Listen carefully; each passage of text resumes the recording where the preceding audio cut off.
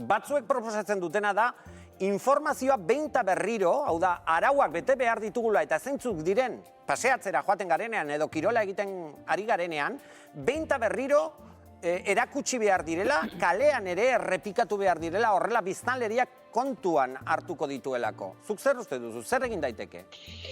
Bueno, zer uste dudan, ezin dizu segurtasunez esan neuk ere ez daukadalako oso argi. Argi daukagu, bete egin behar direla arauak, distantziak eta kontuak.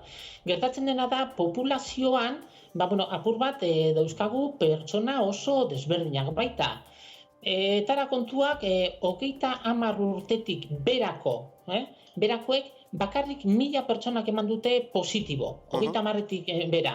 Gainerako 15.000, eman dute izendera nagusiagoak. Karo, gazteik behin eta berriz esan zaie, zuek ez daukazue inolako arazorik edo apenas daukazu arazorik sano bazaudete, baina horiek ez dira konturatzen gauzak etxera daramatzatela.